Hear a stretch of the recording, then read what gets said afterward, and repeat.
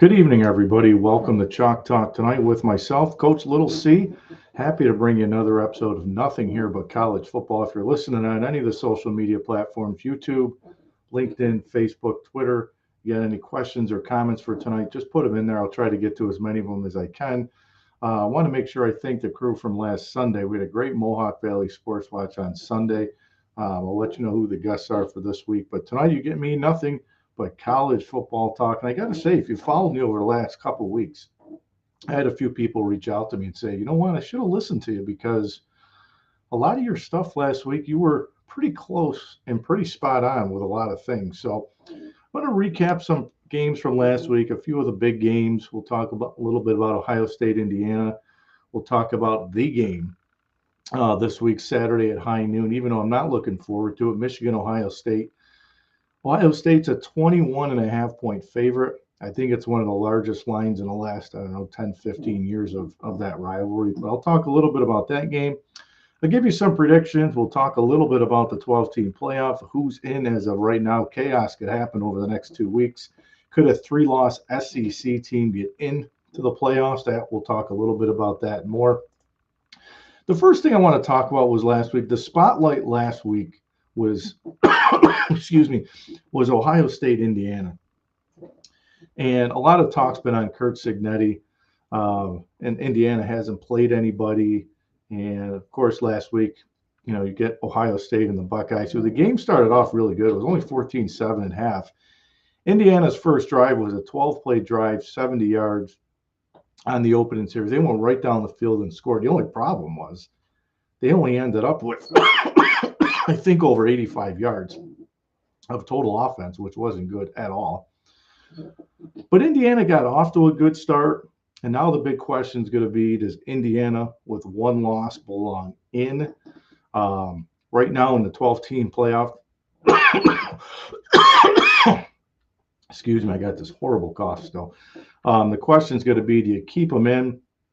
Do you keep them out? Right now they're in the field. I think they're in no matter what. I think the Big Ten's going to get 4 teams in. But we'll talk a little bit about that here as we go. So Ohio State, Indiana, the talk to me was at the end of the game, Travion Henderson breaks a long run, slides down at about the 1-yard line, and then Cignetti doesn't call any timeouts, going to let the clock run out. And Ryan Day, instead of taking a knee, punches one in late in that game. I didn't like it. I know a lot of the Ohio State fans said, well, Cignetti talked all week and blah, blah, blah, blah. The game was over. Indiana didn't call any timeouts. All you had to do was take a knee. The game was over, and they punched one in. I didn't like it. Not crazy about what happened. Curtis O'Rourke was really good for Indiana in the opening quarter. And then that Ohio State defense, I didn't think this game would be close. If you remember last week, if you tuned in and listened to me, if you caught me on the replay, I said Ohio State would beat Indiana by 2 or more touchdowns, and they did just that, 38-15. Even if they didn't punch one in at the end, 31-15. I don't think Indiana was ready for Ohio State. I think Ohio State's playing really good. I said it once, I'll say it again. I say it every week when we talk college football. I picked Ohio State to win the national championship back in August. I'm staying with that pick. I think they're the best overall team in the country. Even though their center got hurt, they shuffled some things around. They're going to get tested against Michigan early in that game because Michigan's front four is probably one of the best in the country. I think they'll struggle for a little bit, but I think Ohio State, at the end of the day, has got too much talent. But Ohio State cruised. Now, people are going to say, well, Ryan Day got a big win. I know it was a battle of the top 5 teams, but at the end of the day, it's still Indiana. But if Indiana would have won, people would have said, geez, Ryan Day lost to Indiana. Indiana's a basketball school. Indiana basketball got beat by 30 today, so I'm not sure about that. But I still look at it as, yep, top 5 win for Ryan Day, but he's got to beat Georgia, Tennessee. He's got to beat somebody big, I think, to get the monkey off his shoulder. But they were good. Ohio State was good when it mattered most, and they held home field advantage, and they held serve, and They got past Indiana, then now they get the big showdown with Michigan this week, where they are again a 21.5-point favorite against Michigan this week. So we'll see about that one. The other game that was really surprising was Alabama just got throttled at Oklahoma, and Brent Venables, big win for him. I think they're 6-5. I think they got a chance to finish 7-5 on the year. I think it's a down year for Oklahoma again in the SEC. But I'll tell you what, tip your hat to Brent Venables because Jalen Milroe was horrible. I know people in Alabama, maybe they're gonna side with me or maybe they're gonna disagree with me. I think they got to move on from him. I think the year can't end quick enough for Kalen DeBoer in Alabama because he inherited a lot of this team at Alabama. There were a lot of Nick Saban's guys. Jalen Milroe decided to stay. Milroe's not really a passer to me. I think he's a running back playing quarterback. He threw 3 interceptions in that game, only had 12 carries for 45 yards. And to me, that was the big difference because as a team, Alabama only had 70 yards rushing. Now they want to hang Kalen DeBoer. They want to throw him out because he's lost 3 games. And Nick Saban never lost 3 games, and they want to throw him out of there already. I still think if you saw where they put Alabama in the polls, I think they're 13th. They still got an outside shot. Listen, if chaos happens this week, and it could, you might see a 3-loss Alabama get in that playoff. I know it's crazy. I don't think they belong in because I still think you're going to have probably, if Georgia gets to the SEC championship game, they play Texas or they play A&M. But let's just say they lose the SEC title game and they have 3 losses. The committee's going to keep Georgia in. They've already said they're not going to penalize these teams for getting to their conference championship. So they're in. But in that game, as a team, Oklahoma rushed for 260 yards. Jackson Arnold, the quarterback, had over 130 yards rushing. And Jalen Milroe only had 45 yards rushing. And again, tip your hat to Brent Venables. I'm not sure if Venables is the guy in Oklahoma right now, especially to lead this team in through the SEC. But I think he'll get one more year regardless. And I think he'll be on a tight leash next season. But I think they'll give him one more year. The other game was Florida and Ole Miss, and you guys have heard me say this for the last couple of weeks, is Billy Napier has done, I don't know if a team that's 6-5, I don't know if a team 6-5 can give their coach, or if they can vote him coach of the year. You're still going to get Signetti, you're going to get Dion, you might get Shane Beamer. I think Billy Napier deserves all the credit in the world for this team that, I know 6-5 is not the standard at Florida, but to go through the gauntlet schedule he's went through this year, and I think they hammer Florida State this week, and I think they'll finish 7-5. They'll go to a bowl game. Who knows? Maybe they'll play Michigan in a bowl game. But I think the job that he's done, Lane Kiffin and Ole Miss had everything in front of them, and you guys know if you followed me for the last so many years, I've been on the Lane train, and I've said Ole Miss is going to be scary if they can get into the playoffs because I thought defensively they were playing really good. I thought Jackson Dart's been playing really good. They got playmakers on the outside, and they laid an absolute egg against Florida. So they're probably out. And Jackson Dart probably played his worst game of his career at Ole Miss through the 2 interceptions. And DJ Lagway, the quarterback for Florida, is going to be an absolute stud. And Billy Napier's got some players coming back next year, and I'm sure he's going to jump into the portal. They've already said that Florida's going to hit the portal hard. So is Michigan, so is Colorado, Deion stays. But Florida's going to be really good over the next 2 years. So again, credit Billy Napier, credit the athletic director for a job well done of making a move to keep Billy Napier as the head coach. My other guy that laid an absolute egg, Colorado. I didn't see this coming, but Kansas has been playing really well. I said it last week that this was a really tough game for Colorado because this is the Kansas team that was preseason top 15. They were all healthy. Again, Devin Neal, the running back, Jaden Daniels, the quarterback was healthy in this game. And I'll tell you what, Devin Neal was a beast. It looked like the old Colorado from last year where they just couldn't stop anybody. defensively. I mean, Devin Neal rushed 37 times for 202 yards, 4 touchdowns. As a team, Kansas had 333 yards rushing. So that was the Colorado defense of last year. They just couldn't stop anybody, and all they had to do was win that game, win this week against last place Oklahoma State, and they're in the Big 12 championship game with a chance to go to the playoff. They still got a really, well, I shouldn't say a good chance. They got an outside chance, depending on what happens this week. Arizona State, Kenny Dillingham is in. They can get by Arizona, and then who knows? It's a crapshoot in the Big 12. There's a lot of different scenarios where Colorado can get in, BYU can still get in, Iowa State can get in. So it's going to be crazy to see how it unfolds in the Big 12. Travis Hunter had another good day, 8 catches for 125 yards. He had 2 touchdowns. He had the interception. The crazy thing, if you haven't seen it this week, he's been nominated for every award possible except the Thorpe Award. And Dion went off, and he should go off because the Thorpe Award goes to the best defensive back in the country. So Travis Hunter's nominated for like the best player in the country, the best defensive player, best defensive player in the country, best offensive player in the country, blah, blah, blah, blah. And he doesn't get nominated as a finalist. He doesn't get nominated as a finalist for the Thorpe Award as the best defensive back in the country. They don't throw to him. They don't throw to him at all. And if you look, he's got, I don't know how many interceptions he's got on the year. He should win the Heisman Trophy. He's the best player in the country. I thought that was a slap in the face. Dion talked about it the other day. How he's like, I'm going to give him my Thorpe Award because, you know, how can the college football do that? Blah, blah, blah. I don't know, but I agree. How do you not put Travis Hunter for the Thorpe Award? I don't think there's a better defensive back. Crazy thing is, he's probably the best receiver, the best defensive back, and the all-around player in college football. So we'll see what happens with Dion.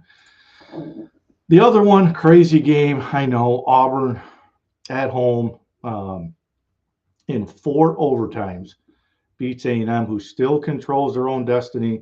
If A&M can get by this week against Texas, they're going to be in the SEC title game, and there's a really good chance that they're going to get in the college football playoff. I don't know if they were looking ahead or not, but Auburn has not had a really good year. But credit them, defending their home turf, and they got a huge win against Mike Elko in Texas A&M. But Texas A&M is going to get a big one at home this week against Texas, so we'll see what happens there. I would normally say the game controls what happens in college football. And this week, this game doesn't mean absolutely anything. And I'm kind of disappointed because every year over the last 3 years, these two teams have been either number 1, 2, or 2, 3. They've both been preseason top 5. And I say this all the time, and my buddy Nick and C-Bus will agree with me on this.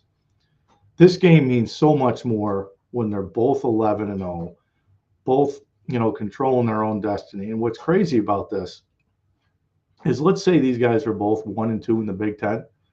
They would play each other again the following week in the Big Ten title game. Think about how crazy that would be. Michigan, Ohio State Part 1, Michigan, Ohio State Part 2, and then they go to the playoff and they could see each other for a 3rd time. Now, being a Michigan fan, I don't want to see it 3 times. I don't even want to see it twice. Just because I think once is enough. And, I don't know, you win the first game, but then they win the game that matters. And then my wife rubs it in, brags to me for another year. Ohio State hasn't beat Michigan. It'll be 5 years to the day on Saturday. And I know a rivalry game, you would say, throw the records out, because in these types of games, anybody can win. But 21.5 is huge. I don't know the last time I've seen a line from Michigan, Ohio State, 3 touchdowns. Now, I thought it'd come down a little bit because last week Michigan hammered Northwestern 50-7. Ohio State beat Northwestern 31-7. I know you can't really do the score comparison. Some people do it. I don't really buy into that too much. Michigan ran the ball really well in that game. If Michigan had a quarterback who, as Dion said last year, you better get me now. You better get Michigan now, Ohio State, because next year they got the best quarterback in America coming. and a lot of skilled guys are coming with them. So I think next year they're going to be really, really good, and they're going to be explosive. But I was thinking about this throughout the week, and I know it's only Wednesday, but I was thinking about this over the last couple of days. The year Michigan beat Ohio State, I think they beat them up in Columbus. I think it was that year when Cade McNamara was the quarterback for Michigan. And I'm just thinking to myself, Davis Warren is he as good as McNamara was? I don't know. To me, they're both kind of average. I don't think Cade McNamara was a great quarterback. Again, I think they relied on running the football. They relied on really good defense, and that's how they were more physical up front. I don't know about Michigan's offensive line this year. They really haven't had that same identity, but they lost the entire offensive line to the NFL. So this was expected. I expected Michigan to lose at least 4 or 5 games coming into this year. And I said that in the preseason. I said in August when I did my predictions, I said Michigan was either a 7-5 or I think they'd be a 6-6 team, depending on how some of those games earlier in the year went. And I'm pretty close to that. But I think Michigan may have an outside chance if they can keep it close early. With the Ohio State's offensive line that's banged up, they've kind of mixed and matched over the last 2 to 3 weeks, and in comes this really good Michigan front. Their front four is still Michigan. They're going to be physical up front, so maybe the front four can handle Ohio State's offensive line. But at the end of the day, Jeremiah Smith, Emeka Egbuka, Cardell Tate, Travion Henderson, Quishon Judkins, I think they got too many weapons for Michigan. And then Will Johnson, the corner for Michigan, the All-American, he hasn't played in like 3 to 4 weeks. He's not playing this week, which is a huge blow, for Michigan. And I'm not sure if Colston Loveland's going to play or not. I think he'll play. I don't think he sits this one out. I know he got hurt last week, but I think he'll play. Will Johnson not playing is crucial for them to try to match up with those receivers on the outside. And I'll tell you this much is I think Will Howard's been better than advertised. Before this year came in, I said to myself, I think Ohio State's season's going to go how far the quarterback can take them. And I wasn't too sure about Will Howard. They ran him out of Kansas State. Big guy, can run, has the arm, but now he comes to Ohio State and Chip Kelly's offense, where Chip Kelly likes to run the football. He's got a ton of skilled guys. You really just can't screw it up. And I don't think he's done that. I mean, he had the little slip in the Oregon game. They're going to get Oregon again, and I think this time, I think they beat Oregon by double digits. I think Ohio State's that much better than Oregon. I don't think Oregon's really played anybody this year outside of Ohio State, but we'll see how that plays out. But Will Howard's thrown for 2,600 yards. He's completed 70% of his balls this year, which is really good. Now, they throw a lot of the underneath stuff. They throw a lot of screens, to those skilled guys, and they try to make those skilled guys get out in space. But he's ran the ball really well. And between Judkins and Travion Henderson, Henderson's got over 700 yards. Jenkins has got over 700 yards too. So Chip Kelly's got a lot of weapons to work with. And we'll see what Wink does on defense for Michigan.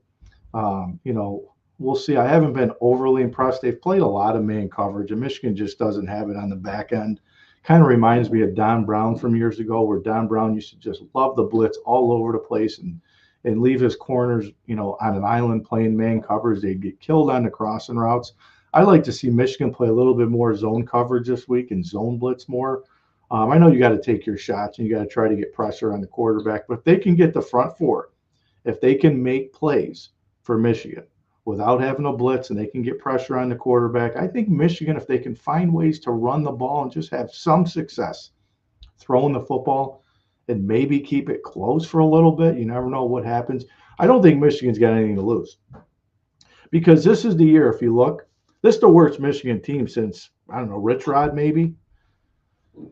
I think the pressure's on Ohio State. I think Michigan goes in there loose because nobody thinks they got a shot to win this game.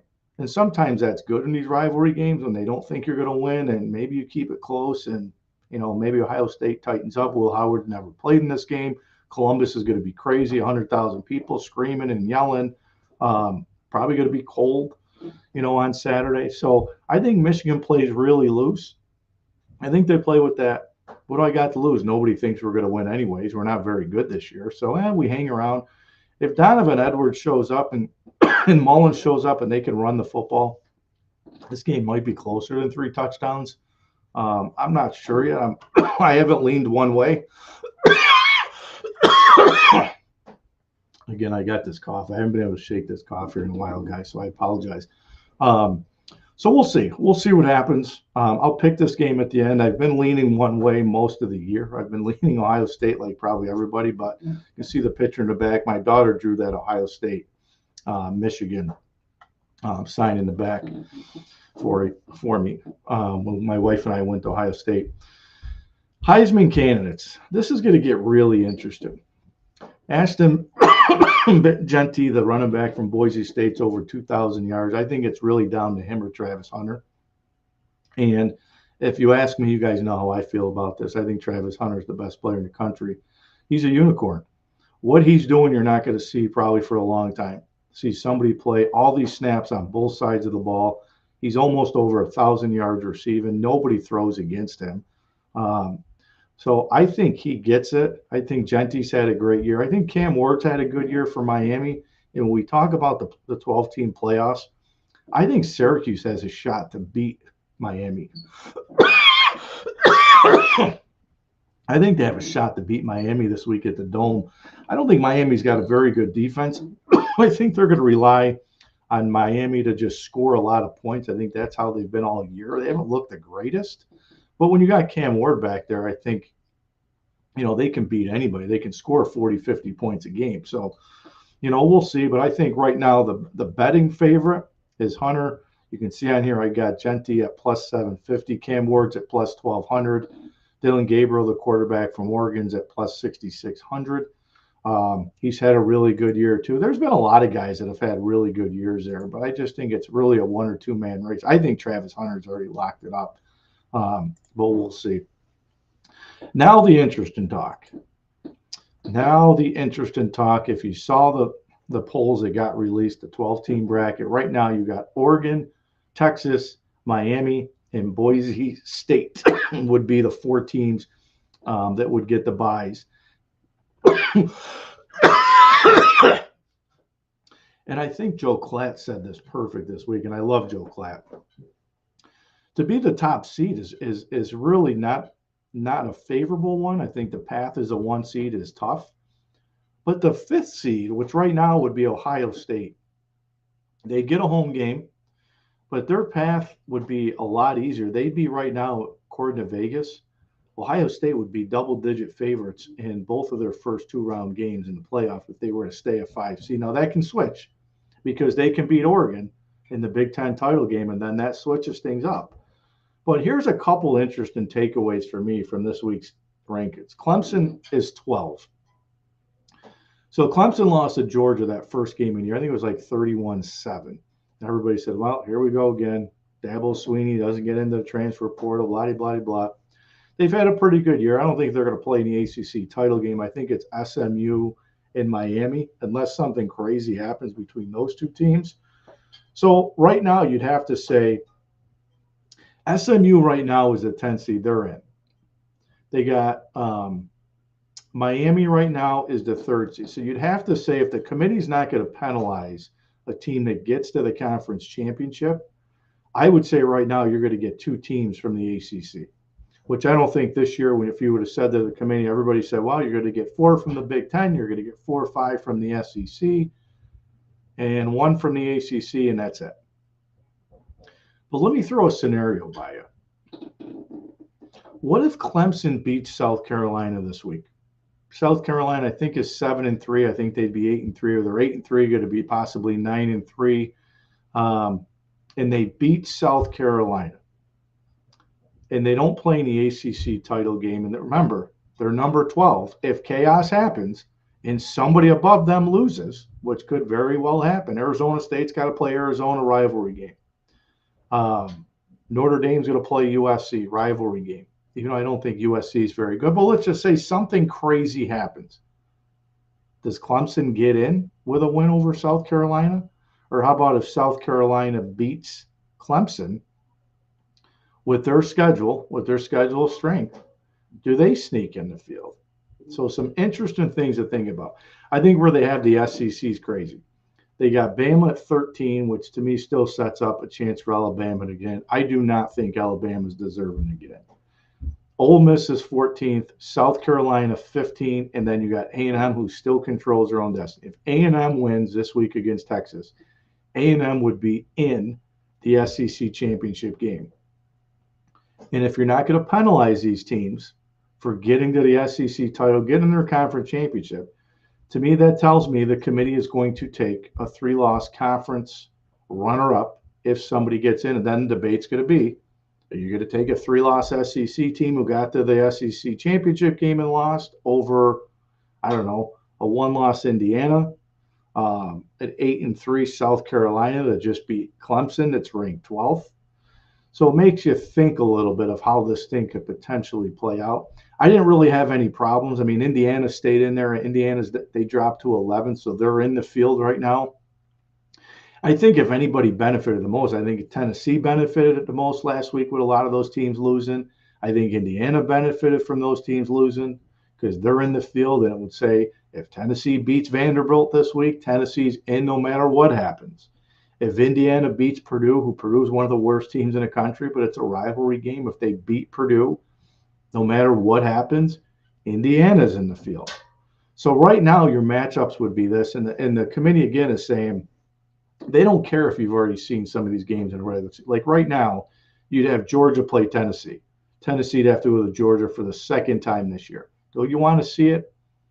I really don't want to see it, but the committee is going to let us see it because they're not going to take into consideration if two teams already played. You'd have Notre Dame would play SMU at home, and that's saying if SMU loses the ACC title game, which I said this last week and I'll say it again this week. I think SMU wins the ACC title. I think SMU will get one of the byes, but right now this is just how it plays out. So SMU would have to go to Notre Dame. Indiana, Big Ten. Indiana would have to go and play at Penn State. Big Ten, cold weather. Do you want to see these two Big Ten teams play? Indiana didn't play Penn State this year in the regular season. Let's see it, right? Two Big Ten teams. I think everybody wants to see the SEC team have to travel to a Penn State, at Indiana or Ohio State and play in potentially cold weather or snow. I think that's what everybody wants to see. You still may see that if Ohio State were to get 2 home games and Penn State were to get 2 home games, you're going to see a team come and play those teams in potentially snow in the middle of December, which I think would be really cool. Can Indiana beat Penn State? I don't know. Again, James Franklin hasn't really won a lot of big games. But we'll see. I said with that defense, I think it'd be really hard. If their offense can get something going this year, late in the season, that defense can carry them, but we'll see. And then you'd have Ohio State against Arizona State. Ohio State would wreck Arizona State. And then if they were to win that, they'd be playing Boise State. Or I think Ohio State would be a double-digit favorite against Boise State. So I think Ohio State at 5 would have a cakewalk to at least the semifinals or potentially final. So that's why it's almost like the 5th seed has an easier path. I think they should reshuffle. They should reseed these teams. They're not going to. Maybe next year they'll talk about it because if you're Oregon is the number 1 seed right now, you're going to get the winner of Georgia and Tennessee. And if you think of that matchup, Georgia or Tennessee, or would you want to play Arizona State or Boise State? I think it's a pretty easy schedule. I think the 1 seed almost gets penalized. So we'll see. So you got Tulane, who is 17th. They're still fighting. I think they're playing either Memphis or I think they're playing Army. I want to say it's Memphis. I'm not 100% sure for the championship game of their conference. And then if they win that, they might find themselves in. But right now, I think they're on the outside looking in just because of where they're ranked. But again, I think that the rankings are interesting. I think Clemson being ranked ahead of the SEC teams is crazy to me because of the strength of schedule that Ole Miss has played, South Carolina's played, Alabama's played. Clemson really hasn't played anybody outside of Georgia. They didn't play Miami. So this will be a really big game. And listen, if they beat if they beat South Carolina this week, and you get chaos up above them, in front of them in these rankings that lose and slip up, I could see Clemson jumping in the playoffs somehow, some way. And then can you imagine getting 3 ACC teams in? I don't know. I don't see it happening. I think it'd be tough, but we'll see how that all plays out. All right, so I want to get into some of these predictions because I'm picking a lot of the rivalry games here. And again, I apologize for the cough. I've had this horrible cough for the last 2 weeks, so I apologize for that. So the first game, Oklahoma State's going to play at Colorado. Colorado, a big 17-point favorite at home. Oklahoma State, I'm not sure what happened to them this year. They were preseason top 10, I believe, or at least top 15. Mike Gundy had a really good team coming back, and they have just been horrendous. And now Mike Gundy's got to answer the questions: is Mike Gundy out at the end of the year, and does he want to come back? Is the game past him? All that stuff. So I'm going to go with Colorado, but I'm going to pick Colorado to win this game. But I would take Oklahoma State in the points because I'm not how sure Colorado's going to be bouncing back from that loss last week. And now you got all these awards coming up. You got all these different scenarios. People are asking, is Shedeur and Travis Hunter going to play in the bowl game, which Deion said they are. So I know it's a lot on the line. I think they'll beat Oklahoma State because they're better athletes, but I'm not sure they'll beat them by 17. So I'll take Colorado this week at home. One of my favorite rivalries, the Egg Bowl, Ole Miss minus 27 at home against Mississippi State. And this has always been a game. I always thought this game was on Thanksgiving. I think this game's a Friday game this week. This is a horrible, horrible, horrible game for Ole Miss because, again, so much to play for last week. So much. If they won that game, they win this game, they're in the college football playoff. They still got an outside shot. Mississippi State's rebuilding. But 27's a lot of points in a rivalry game. Ole Miss, Kiffin's good friends with the coach. So I'm going to say I like Ole Miss to win. But again, if you're a betting man, I take Mississippi State getting the 27 in this game. I just think it's a lot of points. The other one, Georgia Tech, Georgia. Listen, Georgia Tech. Tech's been pretty good this year. Their quarterback, though, got hurt his left shoulder, I believe. So they've been finding ways to run the ball a little bit more. I think Georgia covers this line. I like Georgia big at home. Again, a rivalry game. It's a lot of points in these games so far this week, and it's telling you that that's how much better. I think Georgia's playing a lot better over the last couple of weeks. I think Carson Beck's been pretty good. They're making plays on the outside. Defensively, they look pretty good. So I'm going to go Georgia, and I'm going to take Georgia actually laying the 19.5. Another big line here. Vandy at home, Diego Pavia and Vanderbilt have been a great story this year. I think Clark Lee, the coach, I think should get some recognition. I think he should get mentioned for Coach of the Year this year of what he's done with Vandy. At home, plus 10.5. I think Tennessee beats them. But again, I would take Vandy getting the 10.5. But again, Tennessee's got a lot to play for. They're in the playoff as of right now. So if they just take care of business in this rivalry game, and the one thing I want to shout out too is I don't think Josh Heupel's gotten enough credit this year for the job that he's done with a freshman quarterback. But I think Tennessee defensively this year has been better than what they've been in the past. But I think Josh Heupel should get some credit for what he's been able to do this year with a freshman quarterback for Tennessee. So I like Tennessee, but I do like Vandy getting the 10.5 in that rivalry game. South Carolina, Clemson, weird line. Somebody knows something in this game because Clemson, given South Carolina, who's probably one of the hottest teams in the country, points, I think is crazy. I think South Carolina goes into Clemson, and I think they beat up Clemson. I think the 2.5 is not enough. I would take South Carolina getting the 2.5. And I think, again, if chaos happens, I think South Carolina has a great chance to sneak into the playoff. And if Clemson wins, Clemson at number 13, I think they got a legit shot to get in. And I think the committee is going to say, you know, Clemson wins this game. They beat a really good South Carolina team that's had some big wins. They're one of the hottest teams in the country, and Clemson looked good. I can see them putting them in. So we'll see. I like South Carolina, and I like South Carolina getting the 2.5 in this game. Probably a game nobody's going to watch. The Fighting Illini, Brett Bielema has done a great job this year. Even in the last 2 years, Northwestern just hasn't been very good. Coming off a 50-7 loss to Michigan, they're getting 7.5. I would take the Fighting Illini laying the 7.5 in this one. I just don't think Northwestern's very good this year. So give me the Fighting Illini in that game. Maryland, another team that's been really down this year. I think they've been a big disappointment, to say the least. Mike Loxley's done, I was going to say he's done a pretty good job in his last 2 to 3 years at Maryland. 25.5 points is a lot of points. Again, these are big spreads this week. I don't see Penn State blowing them out at home. I can see, and I'm not going to say Penn State loses this game, but I almost want to say there's got to be a game on the schedule, and it might have been last week. Could have been last week over Minnesota, where Minnesota played really well, that Penn State loses a game that they shouldn't have, and maybe it was last week. Can Maryland do it? I don't know. Penn State's got a lot to play for. They're in the playoff right now, except if they lose, they're out. Or at least you can have that debate again, that you're going to have a 2-loss Big Ten team that's not going to be in the Big Ten championship game. Do they belong in? I'm going to take Penn State, but I'm going to take Maryland getting the 25.5. I think it's a lot of points.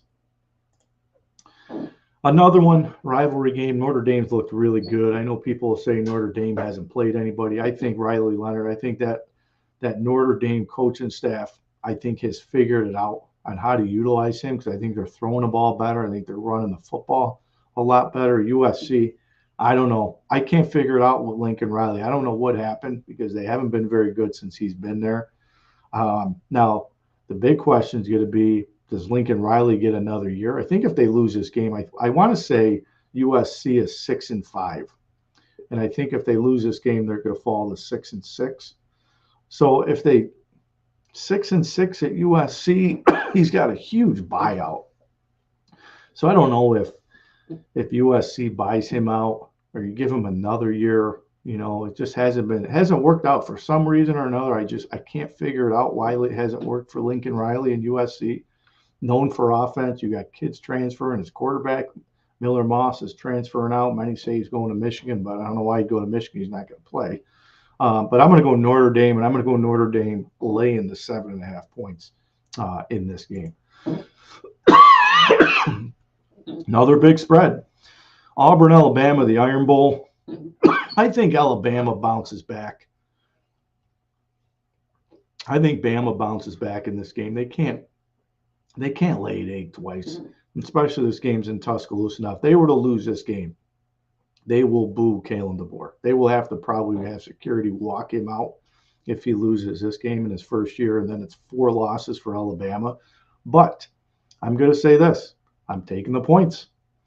I think Alabama wins, but I'm going to take the 11.5 points.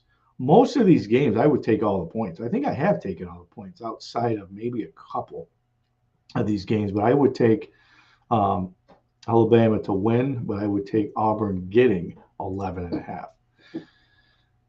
The Syracuse game. Syracuse is a 10.5 point underdog at home at the Dome against Miami. Here's going to be the question. Can they keep up with Miami's offense? Can they score 40 points? Miami's going to score 40 points. I highly doubt Syracuse is going to hold Miami to 20 points. Miami's been really good offensively with Cam Ward, but there's been games too where they've had to come back. They've gotten off to a slow start. Kyle McCord, Syracuse is going to throw the ball all over the field. So could it happen? Yes. Will it happen? No. I'm going to take Miami in this game. I'm going to take Miami giving Syracuse 10.5. I think it's been a good year for Fran Brown in Syracuse. Again, with the schedule, I think coming into the season, I think everybody that looked at the schedule, including myself, said I think Syracuse can be a 9-3 team. 9-3, 10-2, 8-4, and that's what Syracuse is looking at. They'll go to a bowl game, and we'll see if Kyle McCord plays the bowl game. But it's been a good year for Fran Brown in year one. And again, how would you rate him? I think I probably rate them a B. I think they've been okay. We'll see if he gets more guys in the portal. I mean, McCord was great for Syracuse, but I'm going to take Miami, given the 10.5 to Syracuse, and I think Miami punches their ticket to play SMU, and I really like SMU to beat Miami in the ACC title game. All right, so the other one, Texas A&M. A&M getting 6 at home. I would take the 6. I'm not sold like some people might be on Texas. Texas Texas has the one loss to Georgia. Mm-hmm. Texas hasn't played anybody this year in the SEC. I know they got a lot of talent. Quinn Ewers, I'm not sure. I think he's going to give it a go. Or maybe we'll see Archie Manning. But I think Texas A&M was probably last week looking ahead to this game. And they're getting 6 at home against Texas. I'm going to take A&M getting the 6. I'm going to take A&M money line to beat Texas this week. But we'll see what happens. But again, Mike Elko has done a fantastic job at A&M this year in his first year of having this program in the limelight again, with a chance to get to the SEC championship game, a chance to make the playoffs. So hats off to Mike Elko. I think he's done a fantastic job. And then let's go look at the Michigan-Ohio State game. I really don't have any hope. I'll have my jersey on. It comes out once a year.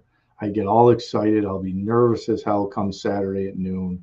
My son will probably have his jersey on. My wife will have her Ohio State stuff on, and she's going to rub it in my face, and they're going to hammer Michigan, and I'm going to get all the text messages, blah, blah, blah, blah. It's okay. It's okay. I've lived in the limelight the last 5 years with this rivalry. We've won a national championship. You can say Michigan cheated. I can give two hoots about any of that. They still won a national championship last year. Now, some people have asked me, so Rocky, you picked Ohio State to win the national championship. So as a Big Ten guy, which I am, you could have Michigan that won it last year. Ohio State wins it this year. I don't know, it'd be pretty cool to see a Big Ten team, but it'd be Ohio State. But I do think they beat Michigan. I think they cover the spread. I think they beat Michigan by more than 21.5 points. I know it's a rivalry game. Throw the records out. Maybe it's close. Maybe something crazy happens. I will say this. If Ryan Day loses this game as a 21-point favorite, I would run out of the stadium. I would run out of the stadium. I would actually run home if I was him, because he would be fired the next day, even though Ohio State's going to play Oregon in the Big Ten title game, which actually, wait a minute, I have to go back because it's one loss. They'd have 2 losses. So Penn State would actually get in the Big Ten title game. And then we'd be talking as a 2-loss. We're not even going to go there. But if he loses, oh my goodness, look out. They gone, fired. I wouldn't even come back. I wouldn't even go into the building and go to my locker, go to the locker room, anything, get my stuff. I would just get my stuff and get the hell out of there, because you're going to get fired the next day for not beating Michigan. But what I could also see happening is this game's a blowout late. It's like 40-something to 12 or something crazy. Remember years ago, Ryan Day made the comment if he could hang 80 on Michigan, he would. Well, that didn't really go over well because they lost the next 3 games. And offensively, they looked horrible against Michigan. They got dominated in the trenches. I don't see this Michigan line dominating that front for Ohio State. I think Ohio State's got one of the best front fours in all of college football. But I hope it's a good game. I hope it's a good game. So people, the Ohio State fans that are in Columbus, and there's some of them are my friends, that'll put the stuff on Facebook, OHIO, and left this Michigan. All I will say is I will applaud you on beating a horrible Michigan team, and I'll give you your glory. Now Ryan Day's got to go win a national championship, because I said going into this season, for me it was you spent $20-something million to retain this roster for Ohio State. To me, it was national championship or bust for this Buckeye team, and I think they're the best team in the country. So I'm going to take Ohio State giving Michigan 21.5. Ohio State will cover that, and Ohio State will punch their ticket to the Big Ten championship game against the Ducks. So those are my picks. I don't know if you write them down and see how I do. I apologize for having a horrible cough tonight, coughing into the mic. Hope you enjoyed tonight's show. I know I did. I'll be back again next Wednesday night. I'll see you on Sunday, the Mohawk Valley Sports Watch. I got to see if we're going to give it a go this week with the holiday weekend. We'll see. If not, I'll let you know. I'll post it. Again, make sure to follow me on YouTube, Facebook, Twitter, LinkedIn, and pretty soon I'll be airing over TikTok. Yes, I'll be airing on TikTok.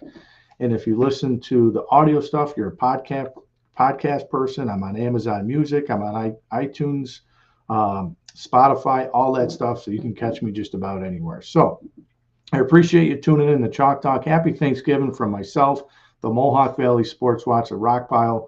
Have a safe holiday weekend, and we'll see you again Sunday here on the Mohawk Valley Sports Watch. Have a good